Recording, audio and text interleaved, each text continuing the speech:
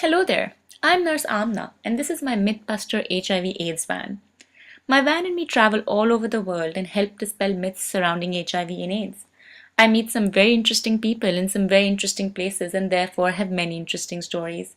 Today I'm visiting you to help you understand what HIV/AIDS is all about and to share with you Sarah's story. This is Sarah. She's 15 years old and lives with her parents and two brothers in a village near Intabani in South Africa. Intabani has minimal access to roads, electricity, and the residents have to travel large distances to collect clean water.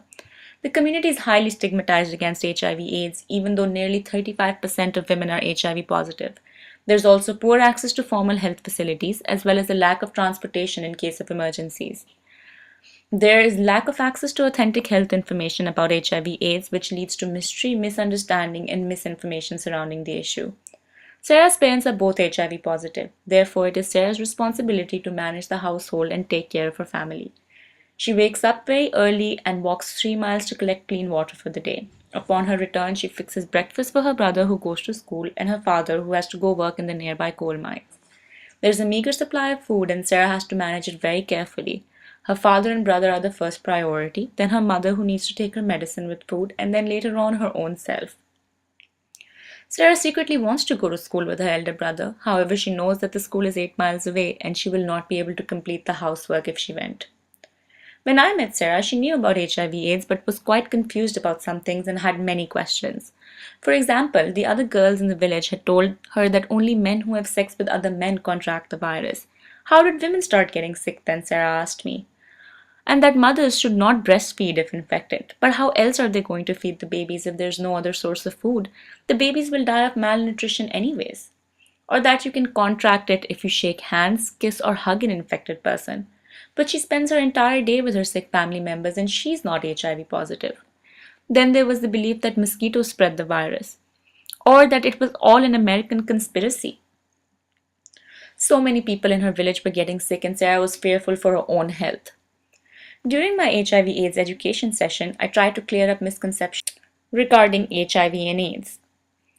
I'll share with you what I shared with Sarah and the other girls from a village. I created this HIV/AIDS fast fact sheet, which I've made copies for all of you guys to take home.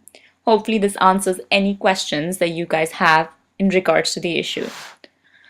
After attending this HIV/AIDS education center and reading the HIV/AIDS fast fact sheet, Sarah was armed with the necessary knowledge to help prevent the spread of AIDS as well as to take care of her family responsibly. She ensured that her parents always had enough food to go with the medicine so that the treatment was effective. And she also advised her mother to not breastfeed her baby brother anymore as that could potentially get him sick. She educated her elder brother to never share needles or any other equipment that could transfer blood. She also made sure that everyone got a regular checkup when they went into town. She herself knows to practice safe sex, to try and abstain from sex if possible, and to remain faithful in a relationship with an uninfected, equally faithful partner with no other risk behavior, such as injecting drug use, and to always use condoms. Even though she was at a high risk to contract HIV/AIDS, she managed to stay healthy and happy by adopting a safe lifestyle for both herself and her family. It is possible to both prevent and treat HIV/AIDS if you have the right tools and education. It is important that we educate ourselves, debunk any myths, and defeat HIV/AIDS together. The responsibility lies with us all. Take my example. I've lived with HIV/AIDS for over 15 years. It hasn't been easy, but believe me, with the right education, the right kind of support, and the right kind of attitude, it is more than possible to have a successful, happy life despite being HIV positive. And together, we can definitely stop AIDS.